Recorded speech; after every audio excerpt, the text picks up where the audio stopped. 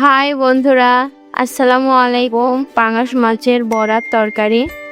বন্ধুরা, আমরা দেখে নিই পাঙাশ মাছের বড়ার তরকারি বানাতে কি কি মশলা লাগবে।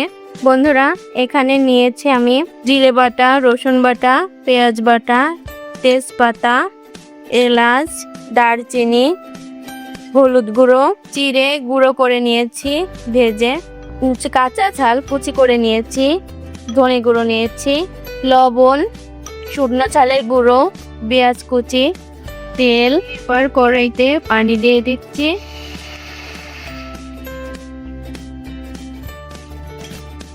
অল্প একটু লবণ দিয়ে দেব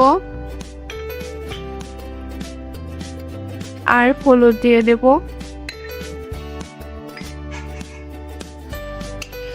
বাকি দিয়ে দেব মাছগুলো।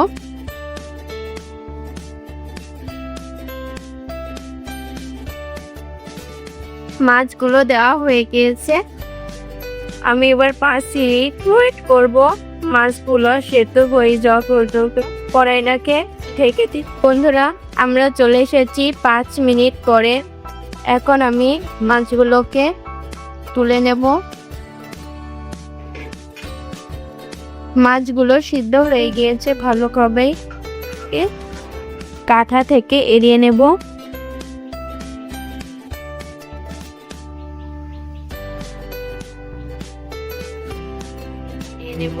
বন্ধুরা, মাছগুলো থেকে আমি কাঁটাগুলো বের করে নিয়েছি। উপরে কাঁটা, হলুদ, গুঁড়ো ঝাল,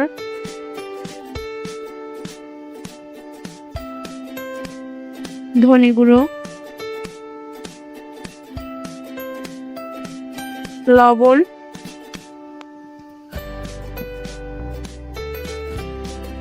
জিরে বাটা অর্ধেকটা,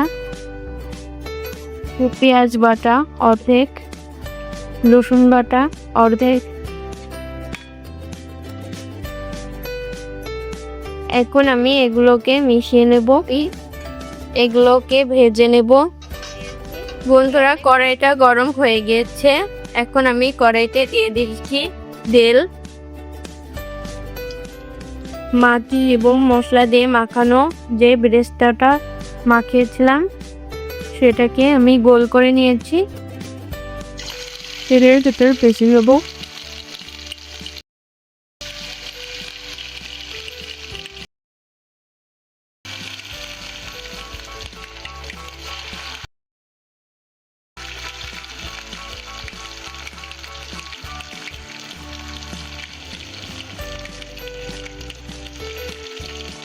উল্টে পাল্টে খুব সুন্দরভাবে ভেজে নিতে হবে।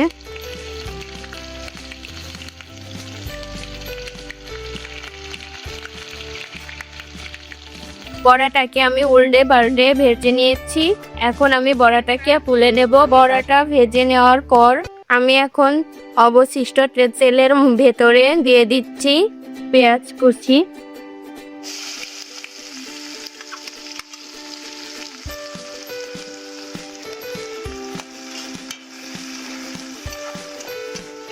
পেঁয়াজ কুচিটাকে আমি ব্রাউন কালার করে ভেজে নেব। বন্ধুরা, পেঁয়াজটা দিয়ে কালার চলে এসেছে। এখন আমি পেঁয়াজের ভেতর দিয়ে দিচ্ছি জিরে বাটা, রসুন বাটা, পেঁয়াজ বাটা, শুকনো চালের গুঁড়া, ধনে গুঁড়া,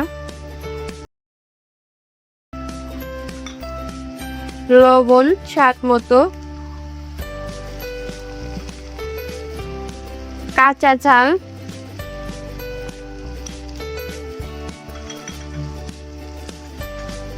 তেজপাতা, এলাচ, দারচিনি,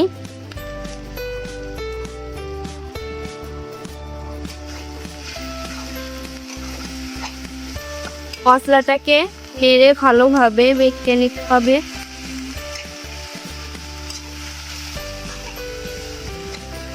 মশলার ভেতরে আমি দিয়ে দিচ্ছি হালকা একটু পানি।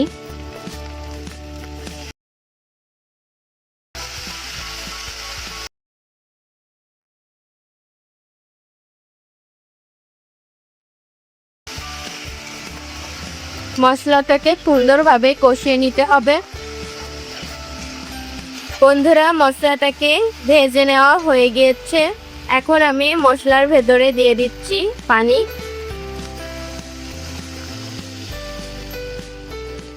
বড়া অনুযায়ী পানি দিতে হবে। বন্ধুরা, পানিটা ফুটে গেছে।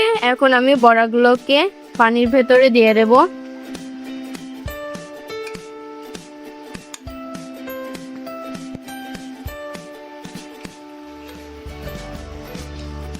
আলতোভাবে নেড়ে নিতে হবে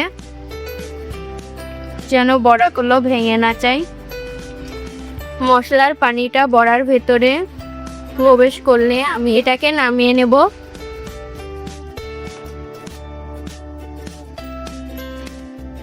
বন্ধুরা, বড়ার তরকারিটাকে নামানো হয়ে গিয়েছে।